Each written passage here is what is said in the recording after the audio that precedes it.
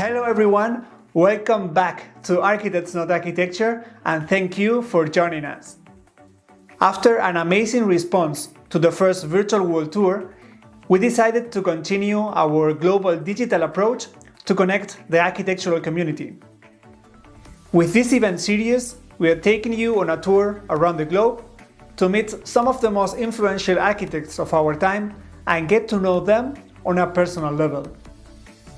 Today, as an opening event of the session 2, we will take you to Hong Kong, where we will have the great honor to talk to Moira Moser and William Lim. The next 4 stops will be Brazil, Japan, the United States, and Turkey.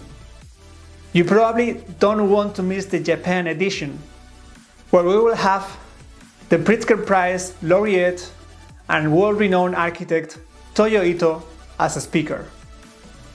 You can visit our website to find more detailed information. There you can also watch the past virtual events on demand, but make sure you do it later. Let's focus and enjoy the next 1.5 hours together. As a first step, let me briefly introduce our format. At Architects Not Architecture, we do not focus on architectural projects, but on the individuals who designed and built them. We often know the projects and awards of renowned architects, but what we often miss out on are the people behind them. It is them and their unique personal history which influence how they work and what they create. So we try to bring to the stage what too often remains unseen. Today, our speakers will talk about their career paths, their influences, and the experiences that shaped them and made them become who they are today. And the main rule is, they are not allowed to talk about their own projects.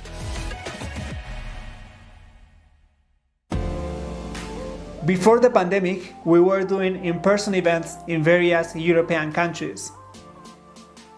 Being able to reach people all over the world was something new for us, and we will make sure that all upcoming in-person events are broadcasted online. This fall, we are hosting our first in-person event after more than 1 year on October 28th, live at Object Campus in Stuttgart. However, that event will be held in German. Feel free to share any feedback about this event with us and send us your speaker suggestions. We are always happy to hear from you. This event is kindly supported by our partner, Moser. We would also like to mention the support of our media partners, Architaily, American Institute of Architects, Chapter Hong Kong, Cara Living, Future Arc, Design Anthology, as well as our broadcasting partner for China, Possession. Today we are welcoming our speakers, Moira Moser and William Lim, who will join us live from Hong Kong. Each of them will have 30 minutes on our virtual stage, 20 minutes to give a presentation, followed by a 10-minute interview. After the 2 talks, we will have a round of discussion where we will ask some of your questions, so make sure you get ready and use the designated box on our website to send in your questions. You will find it on the right side when scrolling down. That's the plan for today. Before we start, let me pass the mic to our partner, Moser.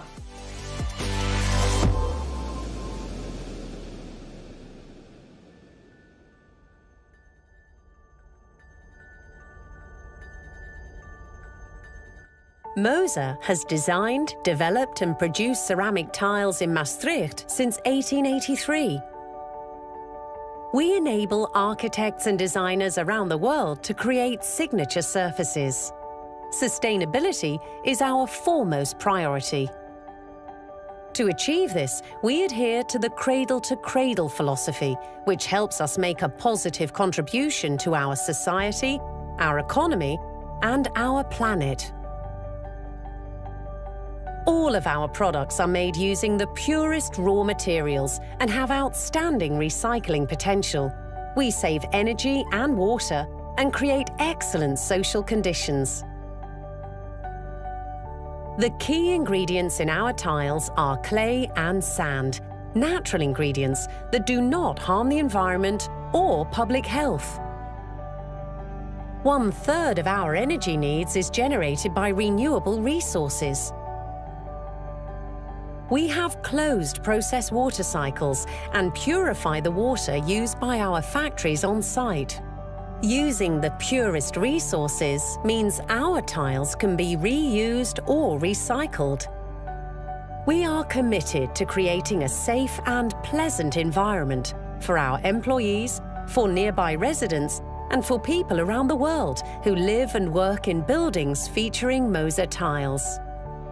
We look at the whole, at the surface, the space, and the user.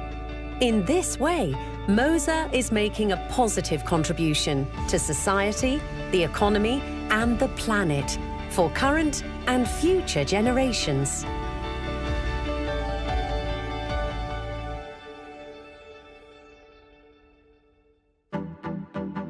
Our first speaker was born in Hong Kong.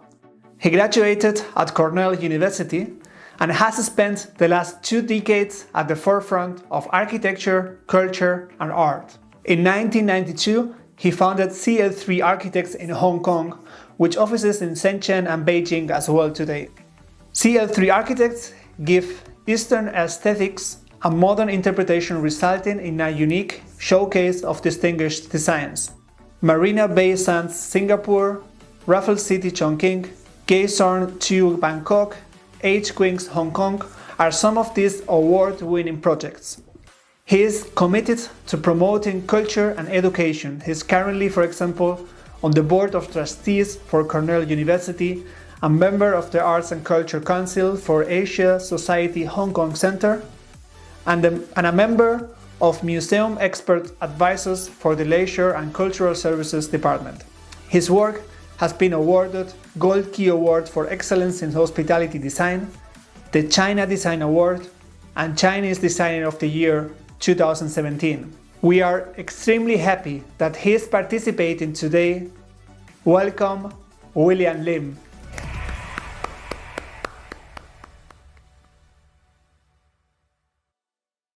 I'm William Lim from Hong Kong, and I thank very much Architect, Not Architecture, for inviting me to give this talk. And it's very interesting to put together this presentation about myself and not so much about my work, which I think is very refreshing, and it actually made me go back and really rethink about what my work is all about and how I got here. So actually, I mean, I will start by saying that, you know, I'm Chinese and I grew up in Hong Kong.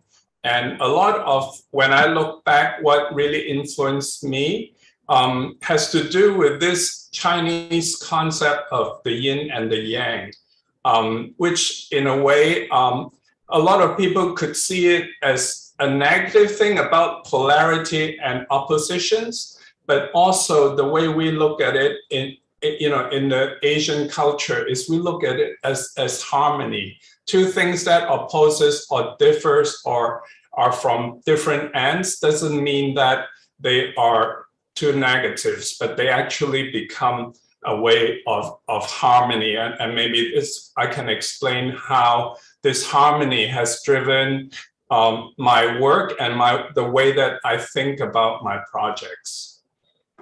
So this is me back in I was born in 1957, but at the time we don't have photographs of, I couldn't see photograph of myself as a baby. So this is the youngest of me that I can find. I was born into a very big family. So on the right-hand side, you see a picture of my parents. And I was actually born at a time where I have two mothers. So I was born into a family, big family, Hong Kong, Malaysia. And in a way, maybe this is also a way that I can talk about this duality and harmony as a way of kind of propelling the way I grew up. So this is my parents in around the time that I was born, and then on the right you could see how our family have grown like from over the years, and it was actually don't underestimate Chinese because we can multiply very fast. And this is actually before I had 4 grandchildren. So this was, we have actually grown more since that time. So actually, I grew up at a time when Asia was going through tremendous change. It was really like, by the time you could say Hong Kong is a very international city now, but at the time when I was growing up in the 60s, Hong Kong was actually has a lot of Chinese influence. On the left, we see the Tiger Balm Garden, which is a place that parents would take their kids to. It was kind of this traditional Chinese garden, but what it has was all these scary things about hell. So it actually tells you a lot of things about what not to do, because otherwise you will end up, being kind of tortured in hell.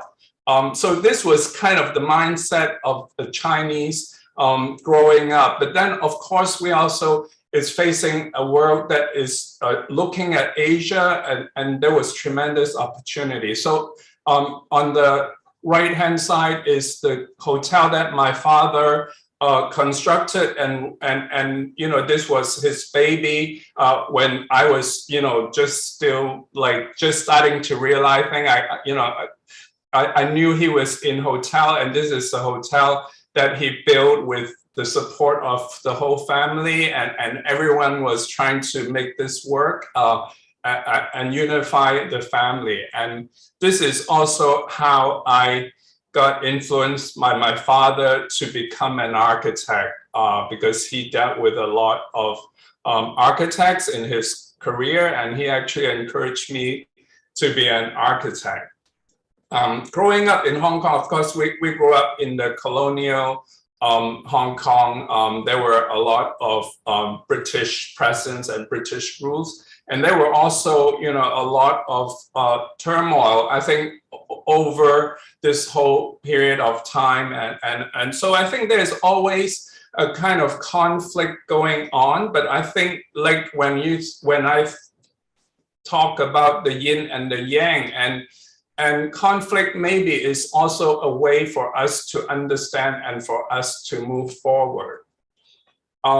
So like in the 1970s, on the right-hand side, Hong Kong was constructing the most, it was at the time the tallest concrete structure, I think, in the world. It was like a kind of I think it's a 60-story building, all made out of cast-in-place concrete. But then on the right-hand side, you could see the kind of the more rundown part of Hong Kong. This is Kowloon Walled City, which is kind of a notorious place where a lot of crime, a lot of, you go in and it's kind of like a maze. It was torn down, I think, in the 1980s, but at the time, it was actually a few blocks away from my high school in Hong Kong. And to tell you the truth, this is the kind of environment that for a kid growing up, this was a lot more exciting than the one on the right-hand side. So we would go in and explore, and we would go to the fringe of this Kowloon Walled City. We don't dare to go inside, but the kind of activity and the vibrancy is, actually very exciting for young kids like myself. So around the same time is also, I think I was in around maybe Form 3, Form 4 in the British education system. It's a kind of time that we also get a lot of influence from America. I think the American culture was very exciting. I mean, in the 70s, it was, like we have the feminine side. I remember Liza Minnelli and the movie Cabaret, and the idea of what's good is sitting all alone in your room. I think it's the kind of thing that actually has stayed with me even now. It's like when I have time, I want to go out and do something. And of course, around the same time, my biggest hero growing up was Bruce Lee. And it was, of course, a lot of young people my age at the time adore him. But then he died all of a sudden, and it was the kind of moment that you feel that things don't really last forever. And it was kind of an awakening moment for young people like myself. So in 75, I went to the US for the first time. I went to a prep school in Connecticut. And here you see also the Jaws was shown at the cinema at the time. It just came out. And I remember my sister taking me and just dropping me off at the cinema because she was too scared to go in and watch the movie. And then I watched this, Jaws, and then I went to Connecticut and stayed in this, small, quiet village. So it's a lot of kind of dichotomy and oppositions and things like that happening. And then I entered Cornell in 76. And to me, it was a real life-changing experience. I'm still with Cornell. I still, before the pandemic, I have to go 4 times a year because I'm on the board of trustees. And in the lower left-hand corner, you see President Martha Pollack. And that was in one of those, the last trip that I went before COVID. And we were, so Cornell has always been a very important part of my life. And also at the time, I was entered architecture, and I was, from somebody that has not been no knowledge of architecture, and everyone at the time was talking about Richard Meyer and the white architecture and the five architects from New York. And it was a very vibrant time, and a very in a way, Cornell is really where a lot of the thinking started to happen. Here you see my friend on the right. These are my friends even now. So I developed friends that were, really stayed with me throughout the time. And then, of course, at the time was Saturday Night Fever. So I can tell you I'm not really that good a student. I did my work well, but then we had a lot of time dancing actually most of the time. But my inspiration came from this professor, Chuck Pierman, who passed away a few years ago. But he was the one that really opened up my mind. He introduced me to Frank Lloyd Wright. He is a fanatic of Frank Lloyd Wright and Japanese architecture. And at the time, I was very surprised to find out that actually American architects, Western architects have actually been also influenced by Asian architecture. So it was a real eye-opening time for me. And around actually that year, 78, I went to Berlin, and I studied under Matthias Unger. So you can see the difference between, being taught Frank Lloyd Wright at one moment, and then Matthias, which I think is also like his thinking of the rationalist architecture has been a very crucial part of the way I think even up till now. And at the time, you might remember, for those of you that are similar to my age, 2 very important books that came out. One is Rem Koolhaas's Delirious New York, and talking about urbanism and the way high-rise and the density of a city and the way a city developed. Whereas on the other hand, there is Roma Interata, which is this exhibition in Rome, and spearheaded by some of the thinkers that were also very important at Cornell: Colin Rowe, Mike Dennis, Michael Grave and Richard Meyer, Rob Creer.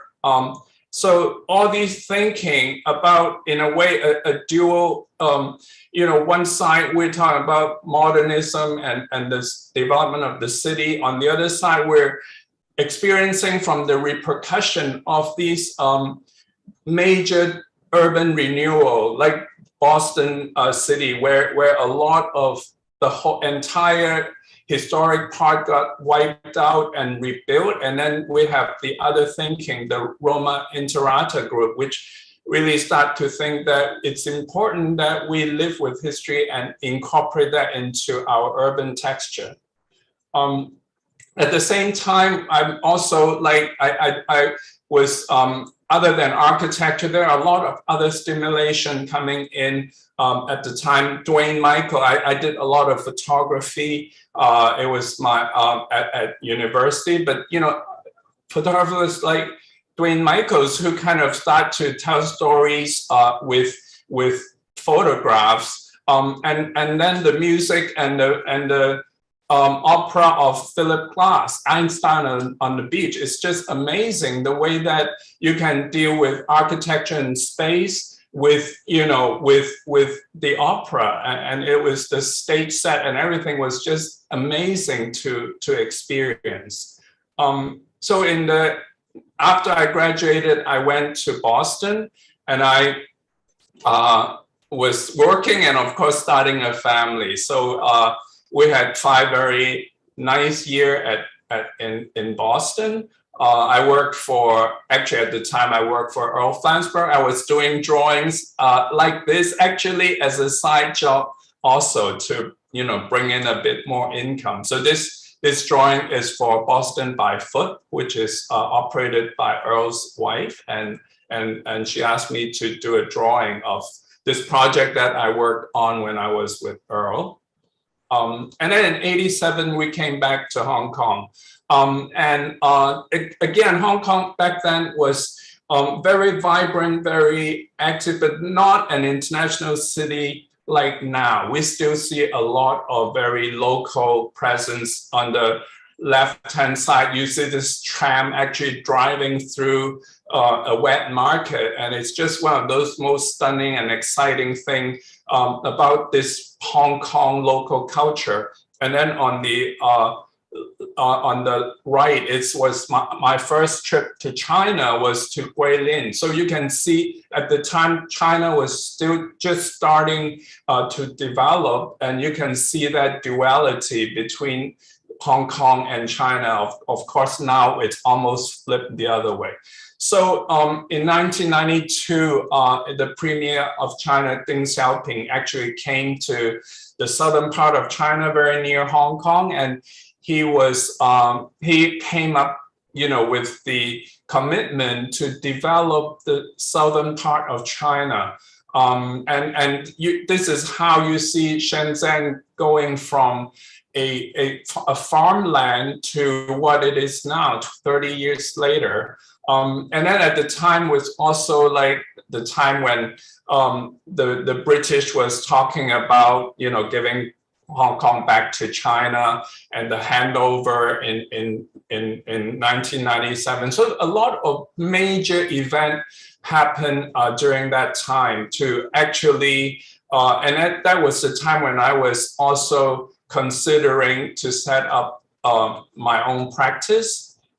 So in 1993, I was not the one to set up CL3. I was actually invited by some other people who I actually hardly knew, but somehow they were looking for one more architect to help them set up this firm. So I joined them, and it was great opportunity at, starting up your practice. And at the time, China was really moving very fast, and almost we get a new project almost every week, and it was an amazing time. But of course, with that comes responsibility. You have your staff, you have to grow an office, you have to, it's very different. At first I thought when you start an office, you can control your own time, you can do your own thing, but that's not true at all. It was like you have no time of your own. Every minute you have, you're thinking about the office. Of course, we went through really awful time also. It's up and down during this time. Of course, everyone remembered 2001, the 9/11. It changed the world forever. Also at the time, we also was, we were work-wise, we were lucky enough that there was a lot of construction still going on in China, but, we all got, affected by 9/11, what happened to the world economy. And then after that, it was SARS. And then after that, it was the Asian financial crisis. So the whole career is really like up and down. And I think you really have to endure it to be able to survive.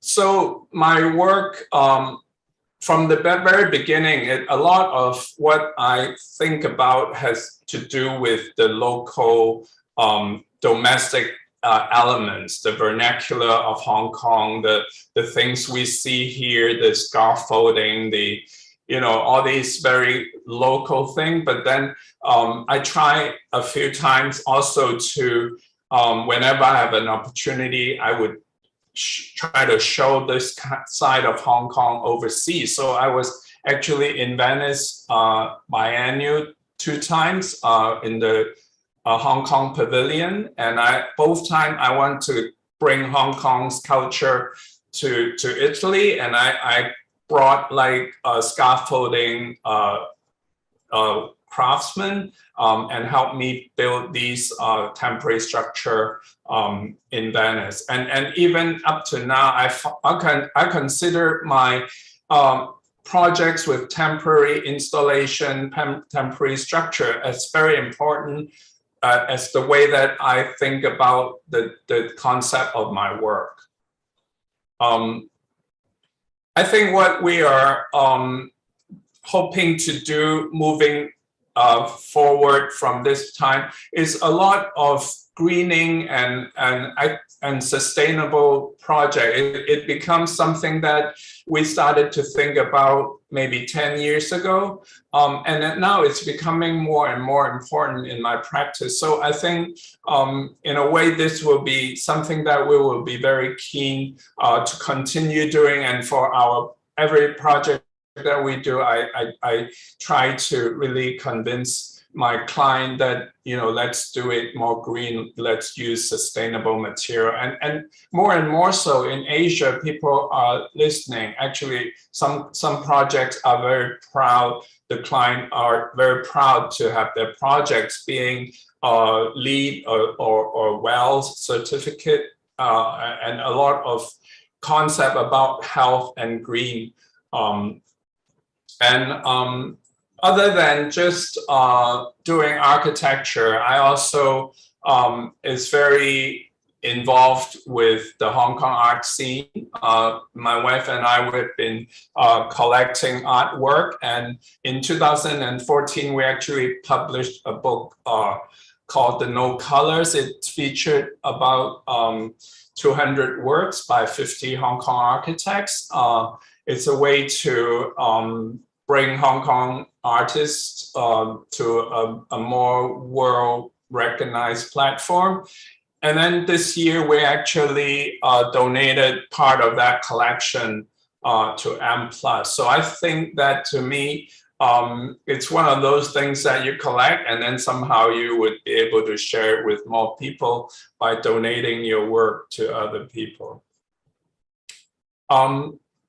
And I think now with COVID, my life, actually Hong Kong is getting better with COVID in the last few months, but that was a time when we were just allowed to, we cannot go to any restaurants, we have nothing much to do. There was a time we can't even go swimming, but that was, when I could go swimming, that was between swimming and painting were the things that I was doing during the time of COVID. And then right now, I start to also, because with COVID, there's a lot of time for us to reflect, to think about what brought us here, to think about. So actually right now, we just moved into a new office, and I'm in the process of writing a book about my work, and it will be published by an Italian publisher. It would hopefully be ready actually, we were rushing to get it printed by December. So hopefully by next year, you would be able to see a book on my work. As a Chinese family, we always believe in our root and where we came from, and also to wish for the best for our future. So right now I have 4 grandchildren, my 2 sons and their wives. They are all architects. They are, fortunately, they are all living in Hong Kong. So during this COVID period, we have an opportunity to at least see each other and spend time with my 4 grandchildren. And I think this is what I would like to share with you. I hope this gives you a better idea of who I am and how my work has evolved over the years. Thank you very much. Thank you, William, for the wonderful presentation. Thank you a lot. It was a very nice talk. Did really enjoy the so many dualities.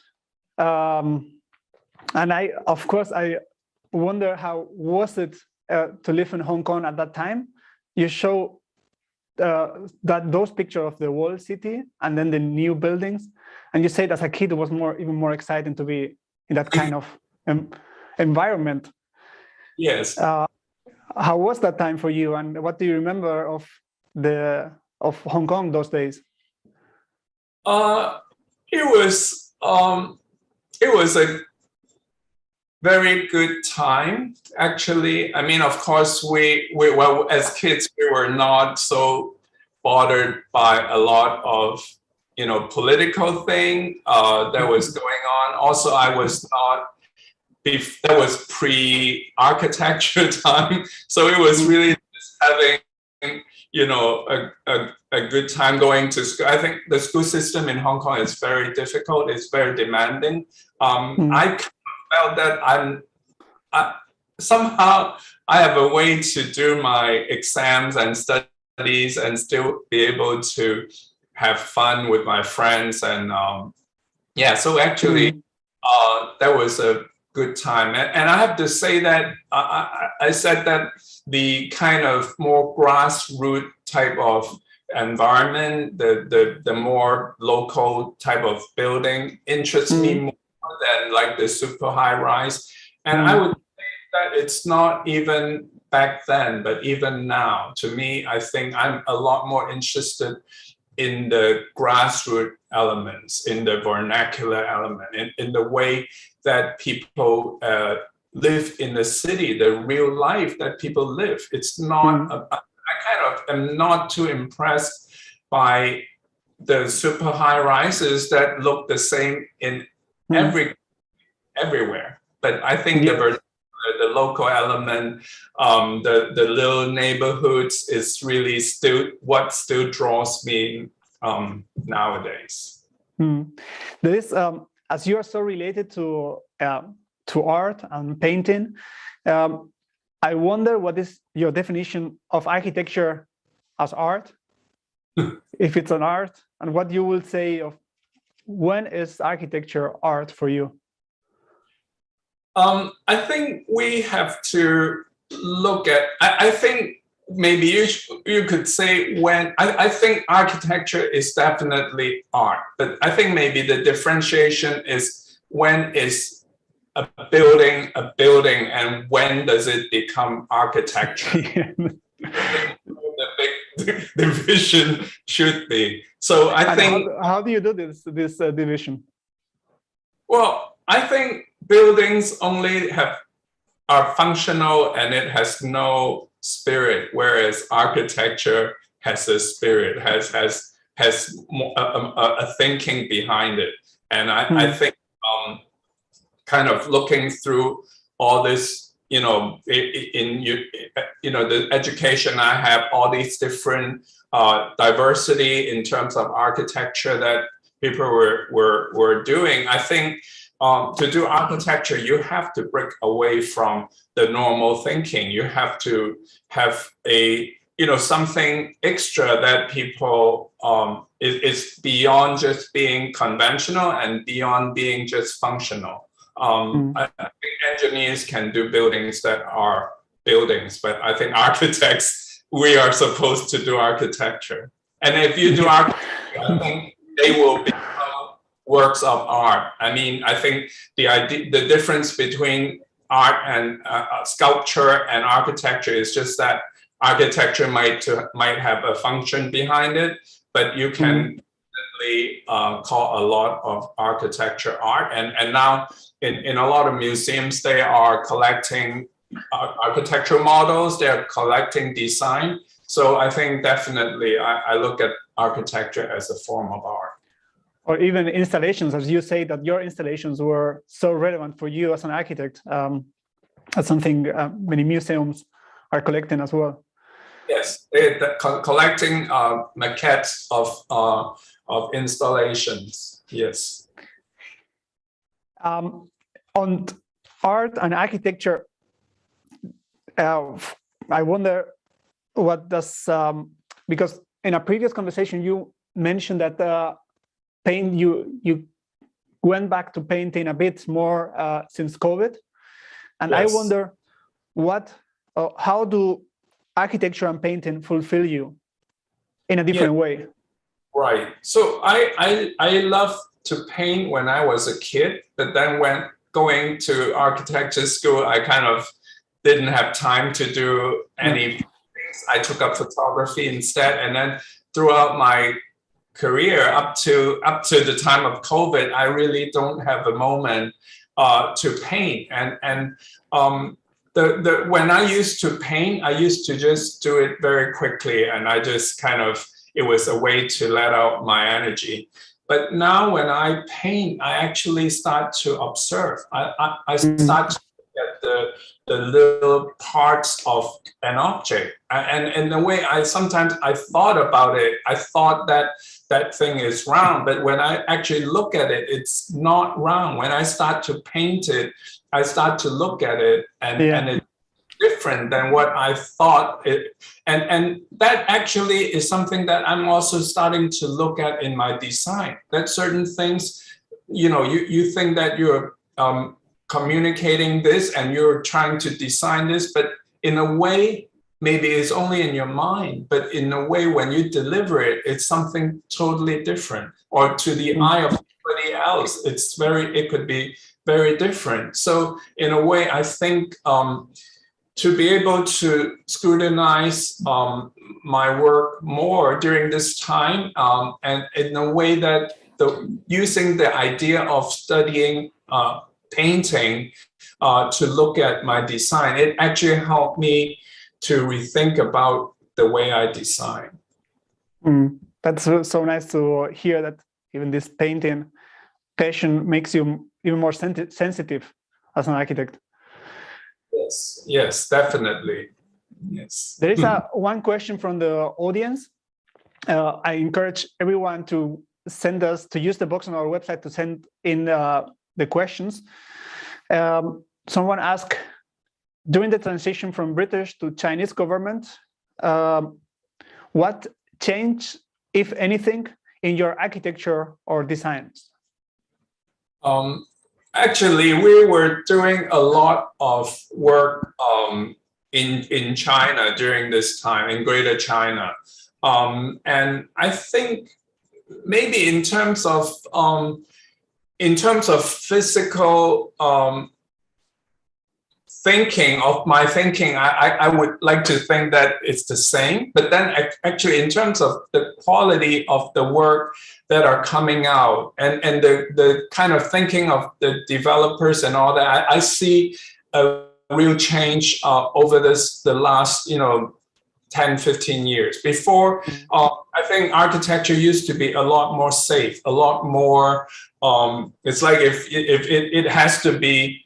If you want me to build it, if you want to convince the client, they want to know that where it has been built before. But I think nowadays there is a more appreciation of architecture and design as something very unique, and it's almost something that could help promote the project. We could help them lease the project or sell the project by having great design and unique design. So over the last 10, 15 years, a lot of our clients are starting to look more into something that is innovative, something that is different.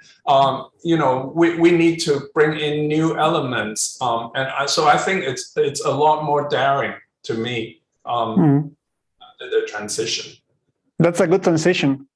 I think so. William, I would like to thank you for the talk and for the interview. If it's okay for you, we'll meet in about half an hour during the roundtable discussion, and then we will introduce now Moira. Thank you, William, for the presentation. Thank you a lot.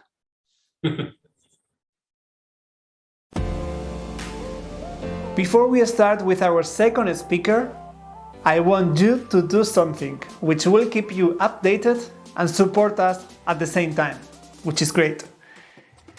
I want you to pick up your phone, okay? Open Instagram and search for architects, not architecture, or simply scan this code, okay? Architects, not architecture. I know it's long.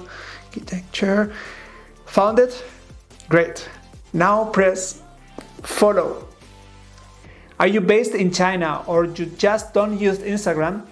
You can visit our website or scan this code to sign up for our newsletter. Now you won't miss any upcoming events. Thank you for supporting us. Our second speaker was born in California. She received international education and gained experience in California, Germany, Turkey, and Iran before establishing M. Moser Associates in Hong Kong in 1981. She's a recognized architect in California, the UK, and Hong Kong, and is a fellow of the American Institute of Architects. In 2001, she became one of the few women to be made a fellow of the Hong Kong Institute of Architects. Today, M. Moser Associates is a global firm with over 1,100 employees in 25 locations in the world and provides a holistic approach to physical and digital workplace environments of all scales. In 2004, she was recognized as Hong Kong's Entrepreneur of the Year by the Women of Influence Group. In 2008, received the prestigious Legend Award at the Contract Annual Design Award in New York. In 2019, M. Moser Associates was awarded Firm of the Year by the American Institute of Architects International Region. An outstanding career, if I may say. We are extremely proud of having her with us today. Welcome, Moira Moser. Thank you, Furman, and hello, everyone. It's quite strange to be asked to talk about myself and not about our work, but perhaps the story of my becoming an architect will encourage others to explore their own path. I grew up in Laguna Beach, a small town of fewer than 10,000 people on the Southern California coast. Laguna was not just a beach town. It was a well-established artist colony. Frank Kuprian, the dean of Laguna artists, was a close friend of my family. Laguna was already famous for its annual art festival, both for exhibits from local artists and even more for the Pageant of the Masters, masterpieces done on stage with real people. As a child, my first lesson in art history were from these living pictures. well-known ones by Millet, Renoir, sculptures like the Greek Discobolus, and always ending each night with Da Vinci's Last Supper. In this creative community, my father, an entrepreneur who had emigrated from Switzerland as a young man, and my mother, a stay-at-home mom with a theater background, who was always at the piano, made sure we were always surrounded by innovative and creative people. When I was around 9 or 10 years old, I loved to read my mother's Better Homes and Gardens magazines, looking at all the beautiful houses with happy people and the plans that went with them. I wanted to create places like that where people would have happy lives, like the one I had. And that's when I decided to become an architect. I had no idea then, of course, that the human experience of the architectural space would continue to be a driving force for me. Laguna had just one high school, and girls were not allowed to take shop class or mechanical drawing. But I was lucky that a neighbor living across the street, Mr. Laralde, was a retired architect. He gave me a drafting board, a T-square, and triangles, and taught me the basics of architectural drafting. He was my first mentor. Actually, the typing class I had to take in high school turned out to be okay too, as it got me a summer job when I graduated, secretary to a small 2-person architectural firm, my first taste of working for an architect.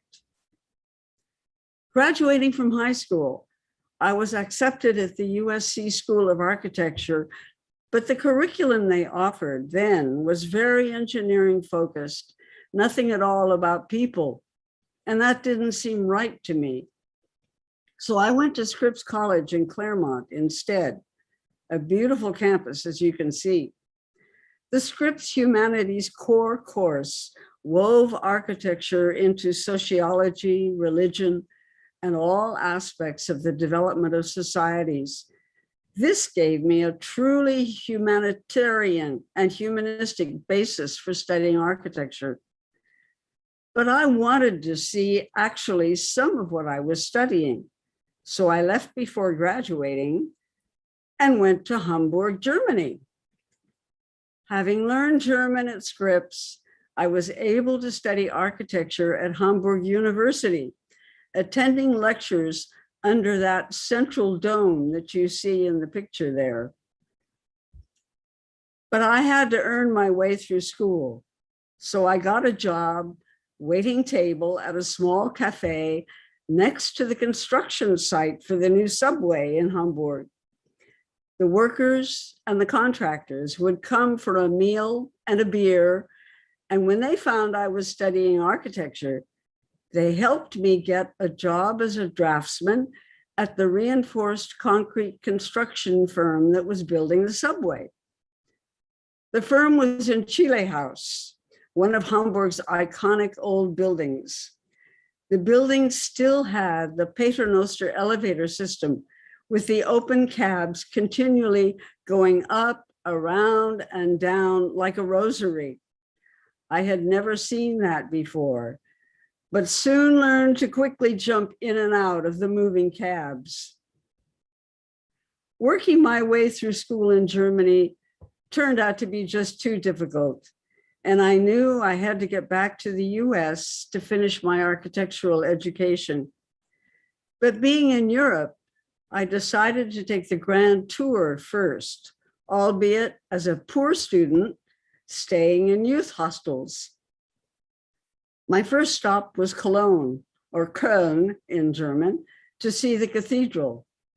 Having just left a reinforced concrete construction firm, I thought to myself, how in the world did they do this without reinforced concrete? But more than that, it was the awesome experience of the interior space and of the light that was so overwhelming. Hosteling on, I went to Ronchamp, and again, even more than the building's amazing presence in the landscape, it was the spatial experience of the interior created by the light that stuck with me. Hosteling on further, I had an unexpected chance to go to Istanbul, so that's where I went. It was so fascinating to be in a culture that I knew nothing about and that was not really Western. So I went to the Istanbul Technical University and asked if I could study architecture there. They were very surprised, of course, but they said yes. David Gebhard, the architectural historian, was there on a Fulbright exchange program. He and I were the only Westerners at the university then. There was a lot of hands-on learning, running around the hills with a theodolite to do surveys, learning strength of materials by crushing concrete and stretching steel, doing measured drawings of classic mosques to serve as illustrations in a professor's coming book, detailing from scratch wooden double-hung windows.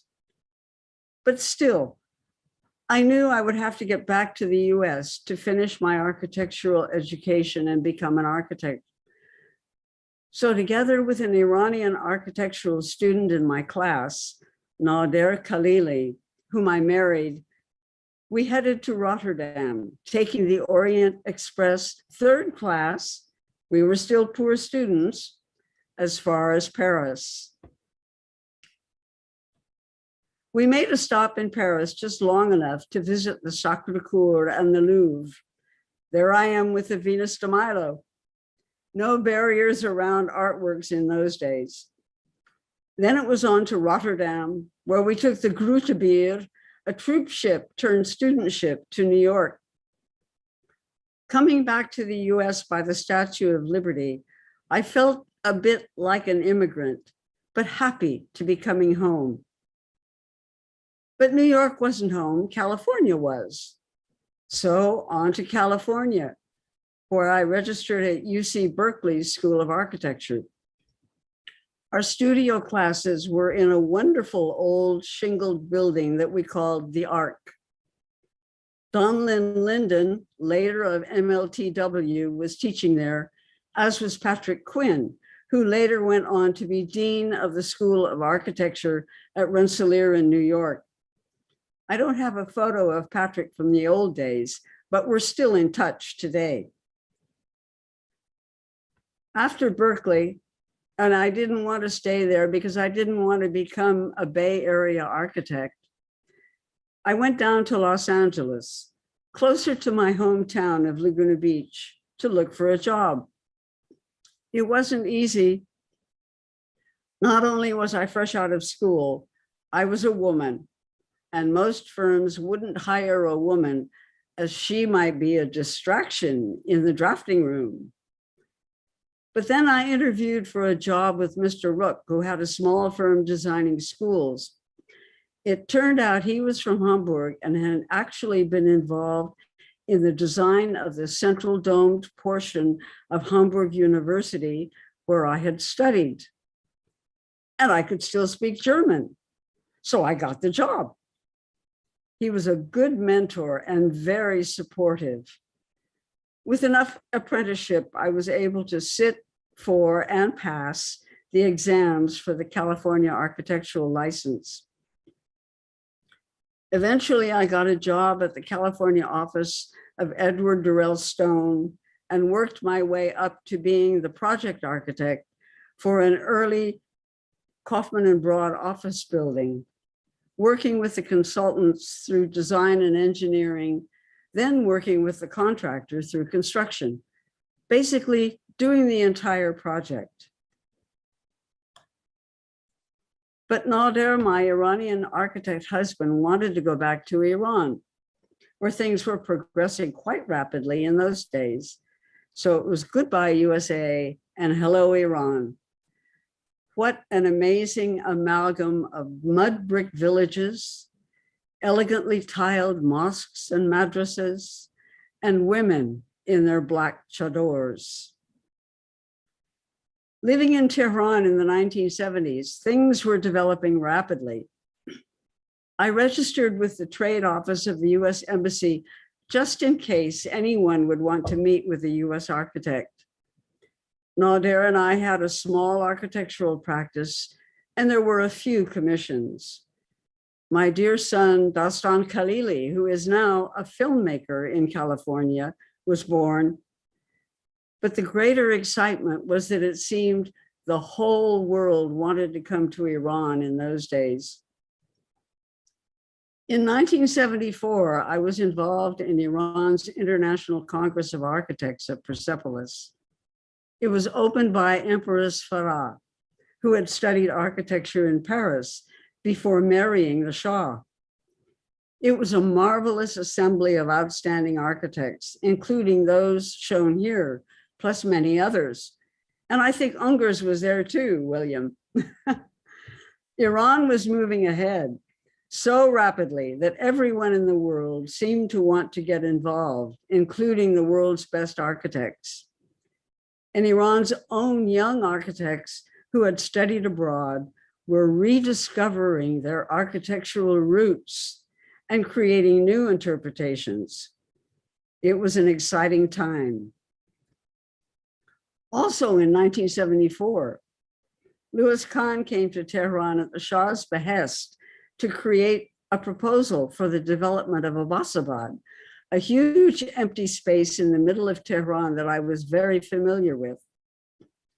As I was the only US architect resident in Tehran, I had the opportunity with a few colleagues of not only meeting with Lou Kahn, but also of hosting him for a private dinner. For me, as a young aspiring architect, that was even more exciting than meeting the Empress Farah. Not to be outdone by the men, in 1976, the Empress Farah sponsored and opened the International Conference of Women Architects in Ramsar at the Caspian Sea. I was very involved in organizing that, together with a few other Iranian women architects. Although we were a smaller group, we were every bit as passionate about creating architecture that would contribute to the quality of people's lives. And yes, we did have a proper conference hall for the sessions. We weren't always sitting on the floor. Denise Scott Brown came, as did Ann Ting, Gay Aulenti, Alison Smithson, Anna Bofiel, and others. Ann Ting particularly remained a close friend for many years after that. While in Tehran, I joined the US-based Council on Tall Buildings and Urban Habitat and participated in several of their global conferences. In 1977 and 78, they invited me to their headquarters in Lehigh, Pennsylvania, as a visiting research scholar, where I focused on planning and environmental criteria for tall buildings. They also gave me the opportunity to go to Hong Kong to study how tall buildings were being developed there. In doing that research and talking with the city's leading architectural firms, I heard the message several times, there's a lot happening here, and if you come back, we have a job for you at our firm. When I returned to Tehran, the Iranian Revolution was just getting underway, and what I had heard in Hong Kong stuck in my mind. And then in 1979, Ayatollah Khomeini took over the government of Iran. As an American, I was no longer welcome. As a woman architect, it was not possible for me to continue working. My personal life wasn't in great shape either, so it was time for me to leave. As I left Iran, Hong Kong beckoned. And when I arrived in Hong Kong, it looked like this. That tall building on the waterfront was the tallest building in the Central District on Hong Kong Island. And William remembers this too. At the time I arrived, though, China's 1978 open door policy was already opening the country to foreign businesses, and Hong Kong as an entry point was a boom town. Rapid change was in the air. I quickly found a position with one of the city's major architectural firms that I had interviewed for the Tall Building Council the previous year. The firm I joined was responsible for designing one of the largest residential developments being built then, Taikoo Shing. At the same time, many US and European companies were setting up in Hong Kong so they could push their business ahead in China. It was obvious that Hong Kong was changing rapidly into an international city. My entrepreneurial instinct saw opportunities. So in 1981, I went out on my own, starting a small firm with just 3 people. Even as we grew, it was still primitive then. No computers, everything was still drawn by hand. But as Hong Kong was still a British colony, my US architectural license wasn't recognized. So I went to London to be interviewed for licensure there, which I got. Then with a UK architectural license, I was able to be interviewed for a license in Hong Kong. I was successful with that too, and became, in Hong Kong terminology, an authorized person. That means I am authorized to be a person. In 1983, I won a competition jointly with William Turnbull for the American Country Club, with me as the architect of record. One of Bill's former senior colleagues, Carl Smith, had come to Hong Kong and joined our firm, and that's how we had all gotten together for the competition. I won't show you the project, of course, but that roll of drawings that Bill is holding as we stand on the site tells you the story of how we did the project. With Bill in San Francisco and us in Hong Kong and no computers, we sent rolls of drawings back and forth every weekend across the Pacific by courier. It was a great experience, but today it's amazing to think that we actually got things done that way. With so much happening in Hong Kong in the 80s and 90s, a group of native Hong Kongers, plus a few of us Americans, all of whom had studied in the US, had become licensed then, were members of the AIA, banded together to establish the AIA's first offshore chapter in 1997. Since then, the AIA International region has grown globally and grown rapidly. So I think we started a good thing. We've all found opportunities to contribute not only to Hong Kong's urban and architectural environment, but to that in mainland China and other parts of the region as well. Hong Kong today is a visually sophisticated urban environment of many tall buildings. That white building behind the Ferris wheel, the tallest when I arrived in 1979, doesn't look so tall anymore. I was traveling a lot to our 25 global offices before the COVID pandemic put a stop to that. But Hong Kong is home. And I am married to Joseph Look, a native Hong Konger who is now quite involved in the business and organizational aspects of our global growth. In the 40 years of our firm, my passion for creative workplace environments that support positive experience has not dimmed. I've emphasized our focus on sustainability and wellness, creating healthy building environments, and now also designing toward net zero carbon. I and the whole firm passionately champion a return to the architect's responsible integration and leadership of all of a project's disciplines in both design and construction. We embrace and design for the rapid changes we are witnessing in the way knowledge workers work, and that's enabled by technology for them. And we also are using the tools that technology gives us to create better built environments at all scales. Most importantly, I find it a real joy to bring young talent into the firm, helping them grow and develop. Daniel Burnham said it well.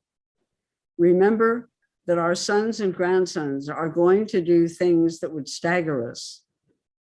I've found that what he said is just as true for women in the profession as it is for men. So that's my story, and thank you for listening. Thank you a lot, Moira, for the presentation. It was so nice. Also, a very nice quote at the end, like think big. You are a truly adventurer. How old were you when you decided to left the university in California and go to Europe? I was just 19. 19. And how was the trip to Europe? Was by train or no? Well, I had to fly across boat. the ocean. Yeah. No, I flew Okay. to London first, and then to Hamburg. And you said you were traveling around Europe in third class. I don't know that. How was third class? Well, actually, no. It was traveling back from Istanbul on third class in the Orient Express, the famous Orient Express. First class, second class, third class. Third class has hard wooden benches facing each other in a cabin with about 6 people all together, and you bring your own food. Must be very interesting to be there. Yeah. I have to tell you something. The first time I took a flight was when I was 22. From 22. Okay. I cannot compare that with your trips. Well, my first flight at 19, that was my first flight too. No, 19, yeah, but across Europe and by yourself, that's must be crazy. In Europe, I was hosteling, I was hitchhiking. Yeah, also a great idea, right?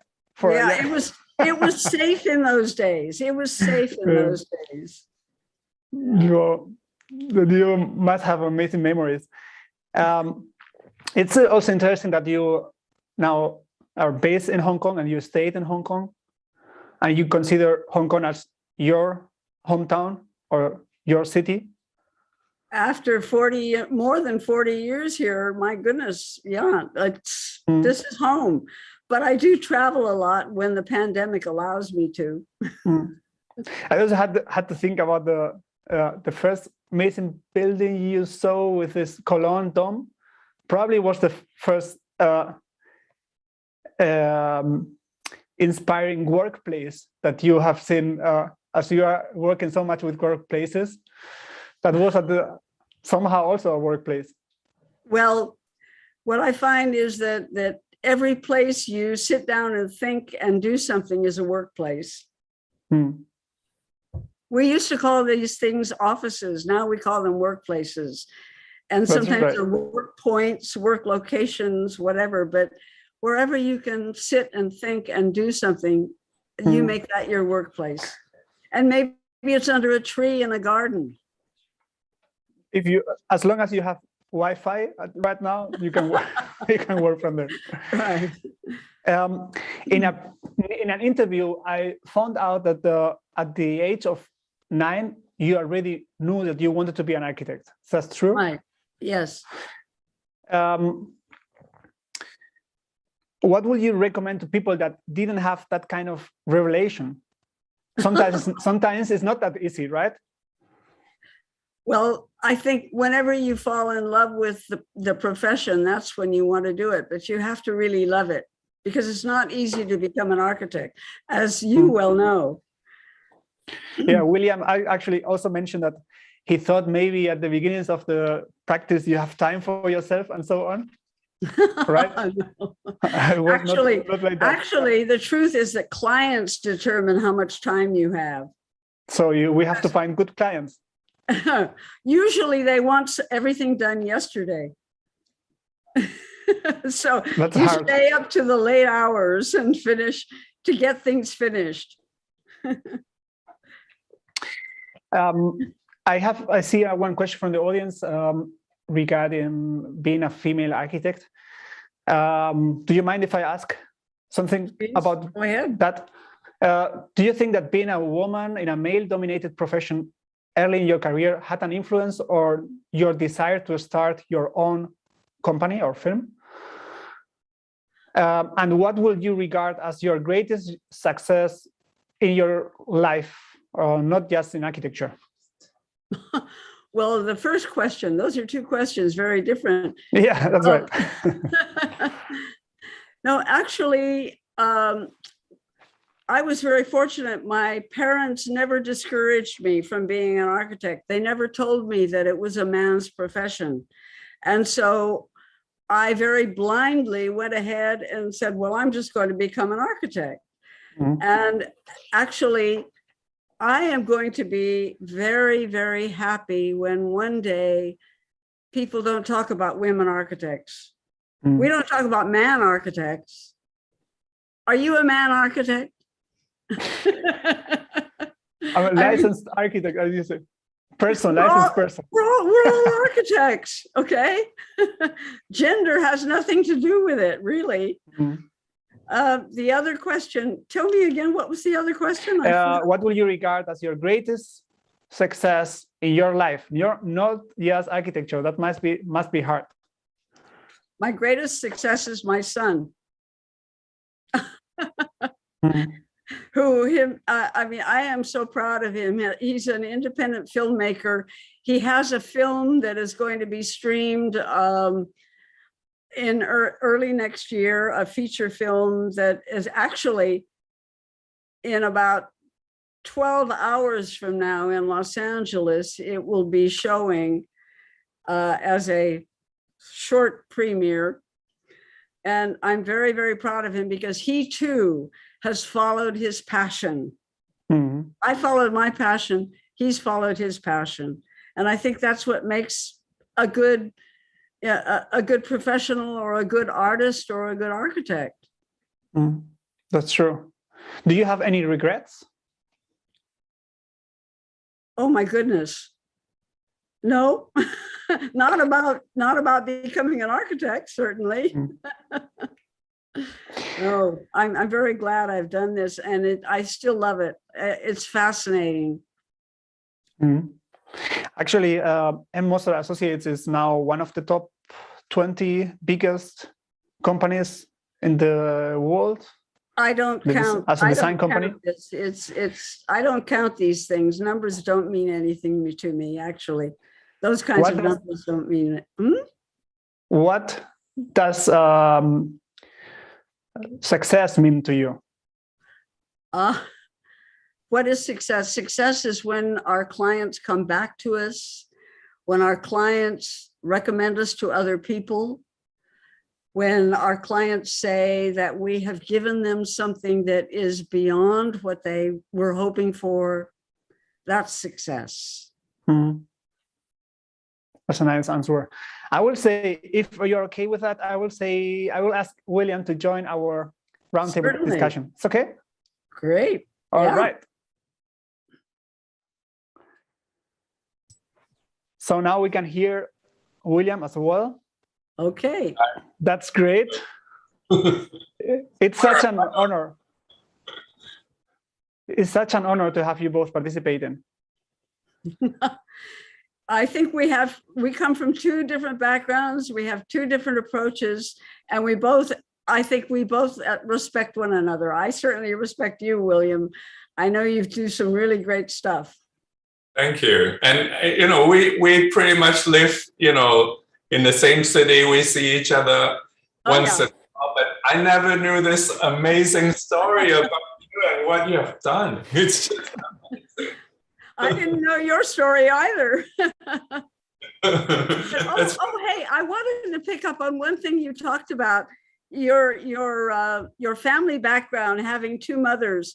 It's really interesting because when I was living in Iran and married to an Iranian, I lived in a family, that kind of an extended family. So I know the experience that you grew up with. Yeah, I mean, it was a very interesting. I mean, I always think that I have the best family, and if I were to choose again, I would choose the same family. And it's just, and with two mothers, with two wives, but you know, all my siblings, we get along so well. We still talk to each other like all the time, and they come visit and all that. So it was a very interesting thing. And of course, I could see that even with a husband and wife, you would have argument. But with the three of them, it was amazing that they lived all these years. My mother lived to be 94. My father lived to be 104. Oh, wonderful! Wow. So you have a long ways to go.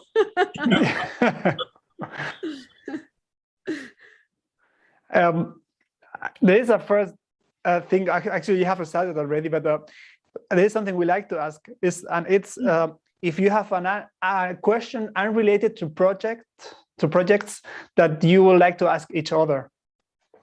Well, I think we've already been talking a lot about, we're discovering one another's backgrounds. As you said, William, we see each other occasionally, but gosh, I didn't know about your background. You didn't know about mine. So it's kind of fun. Yes. So first.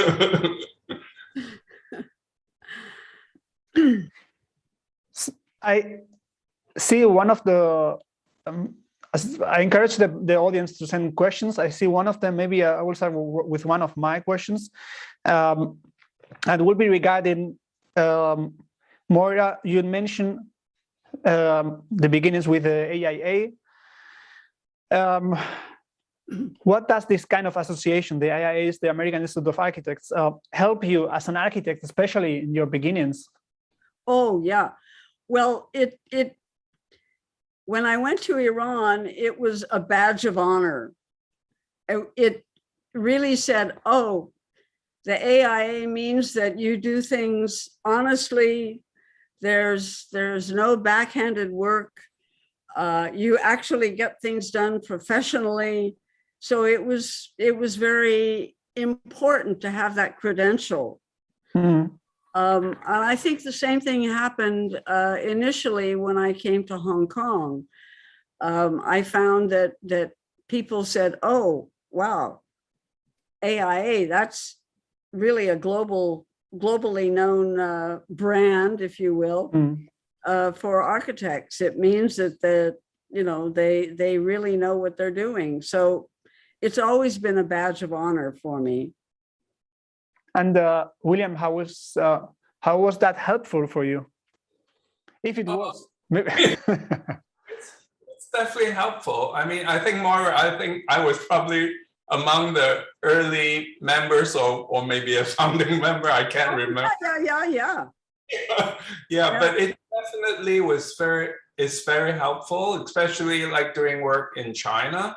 I think China, they really look up to the US in spite of what you think is going on. But having a US education, having that credential is very useful doing work in China. Yeah. And now that you are both so well established and everything is working well, you have so many projects, so many awards won at the office. What are the biggest challenges that you are having nowadays? The best challenges are the new projects that are coming down the line, because we're going for our work, which is primarily creating workplace environments, whether they're inside a building or an entire building or an entire campus. The way work is being done is changing so rapidly because of technology and because of artificial intelligence. And so the environments that we create for people for working are going to have to change as well. The buildings will have to change, the campuses will have to change. So those are the exciting challenges that I see in front of us. William, what about you? Well, for me, I think it's an ongoing challenge. It's always been creating a certain balance between what I would like to do and what I need to feed the office. That's always been a challenge, and you know, in a way, we actually at the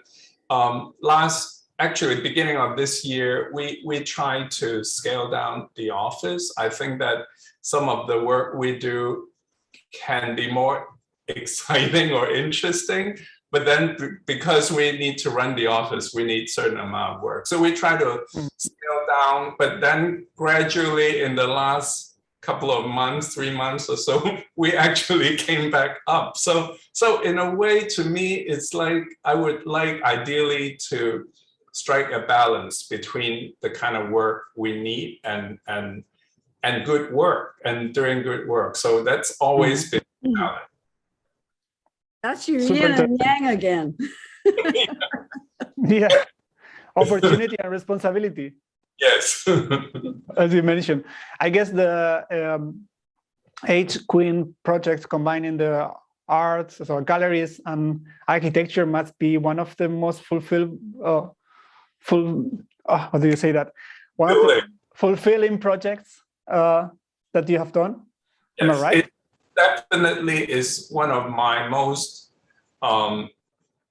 important project. I think what it tells me is actually we're very fortunate to have a very good client. Like all projects, you start with a good client.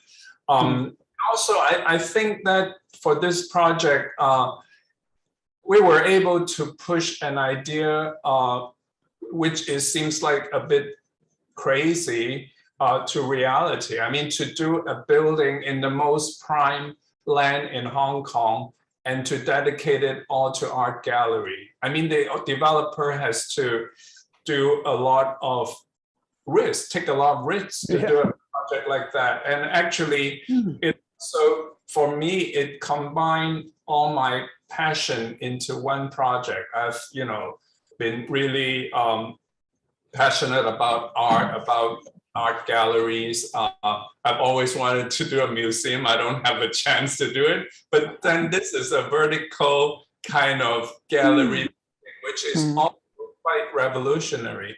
And in a way, it's the kind of idea that came about by just, you know, talking with the client, convincing them, working very closely with them, doing a lot of research, and finally they bit the bullet and it became a reality. That's why I think tech also has, don't just listen to what your client has to tell you, but you can always do something more with it. Actually, there's one question from the audience asking about how to encourage clients.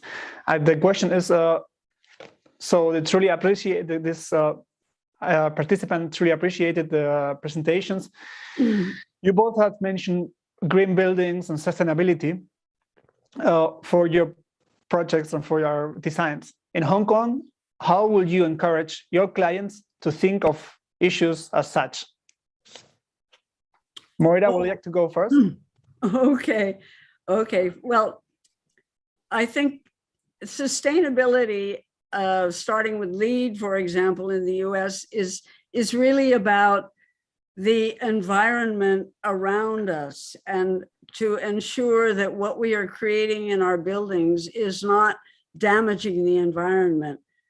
Wellness is, on the other side, is taking care of the people inside the buildings.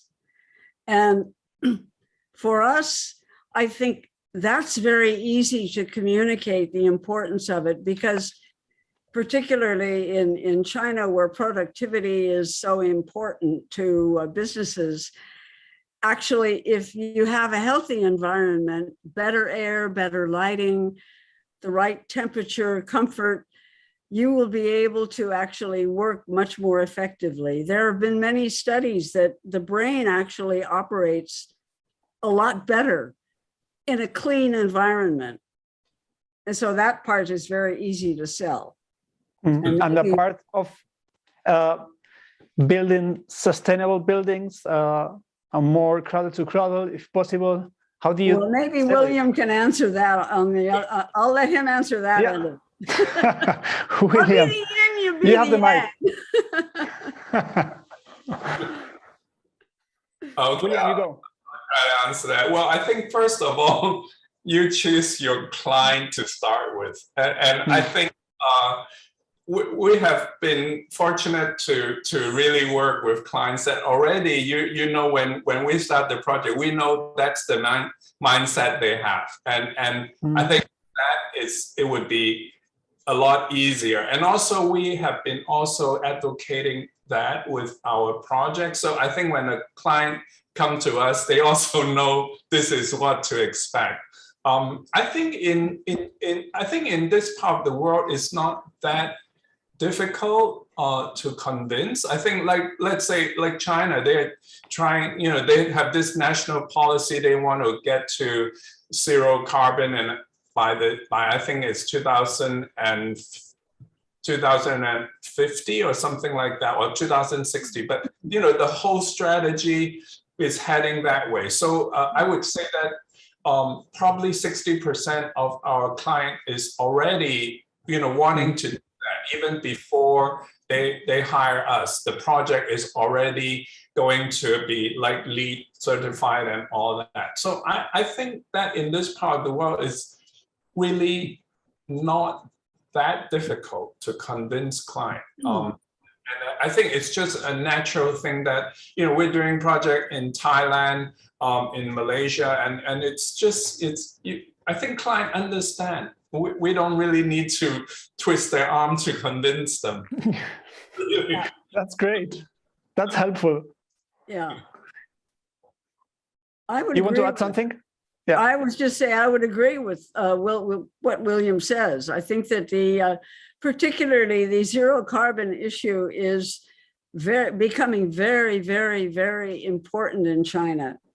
And it's something that we're all really looking at very carefully, not only in the materials that we use, but in the way we actually orient a building and how we develop the effectiveness of the use of the building after it's completed, so that it continues to be healthy internally and continues to not spew terrible things out into the environment that we don't want it to do.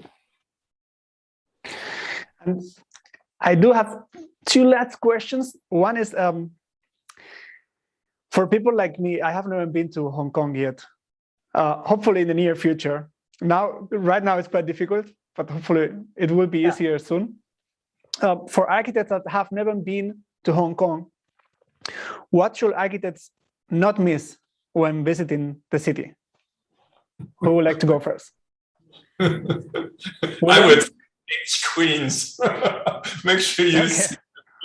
No, that's just a joke. I think for architects, I mean, you have to experience the density of Hong Kong and the way that it actually works. I think in a lot of dense cities, it doesn't really work and it's chaotic and all that. But Hong Kong, I mean, it's a city of multi-layers. And you know, starting from the street, and you have the kind of elevated walkway, and then you have the mass transit, and then you have the flyover and all that. And it's the compactness of the city. It's something that you probably read about, you know, from Le Corbusier's, you know, like Broadacre, you know.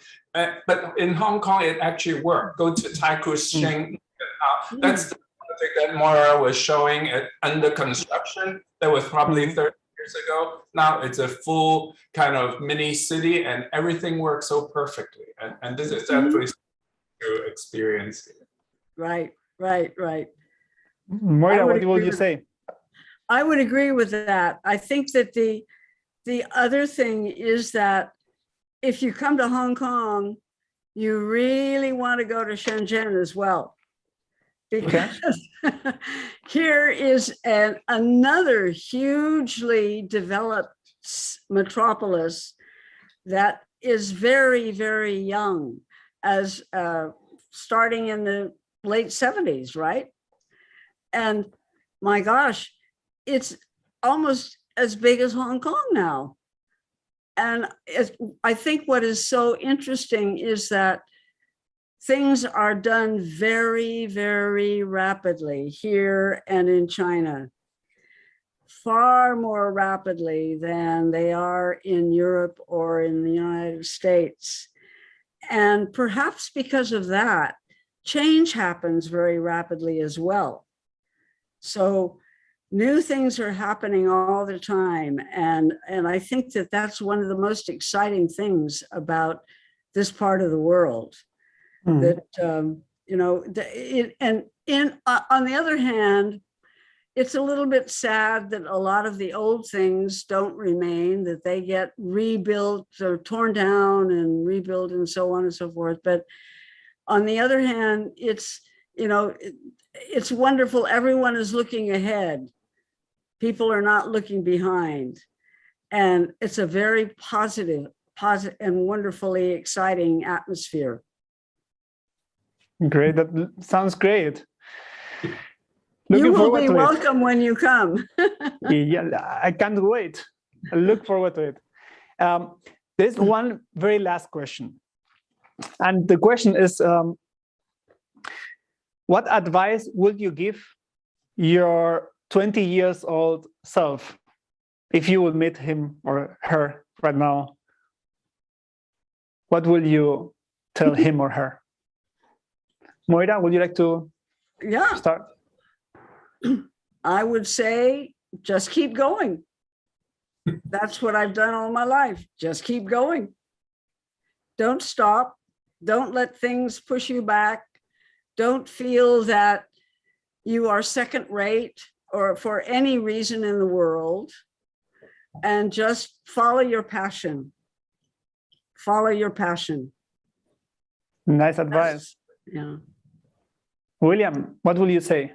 I would agree, follow your passion. And I would agree, I would think to have an open mind and try everything and experience. The more experience you gather, the richer your life becomes and more stories you can tell. The only regret I have are things that I didn't try when I was a student. Now I never get to try it. Like I never went to the Rocky Horror Show. You know, well, those things I should have done. Okay, that's a very nice to hear from you. It has been a wonderful evening for you, noon here in Germany. It has been a pleasure to host you. We were really delighted and honored to have you both participating. Your stories were delightful, wonderful. I can't wait to rewatch them. And thank you a lot for your time. Thank you also to your teams for the help coordinating everything. They were super professional. Also, of course, thanks to our partner Mosa for this event, for supporting this event. And thanks to the audience for watching and joining us. Our next event will be in 2 weeks, Brazil, quite different place to Hong Kong. We will have 2 Brazilian architects joining us live from Sao Paulo. So thank you a lot. Thank you, William. Thank you, Moria. It was wonderful. Thank you. Thank you. Thank you.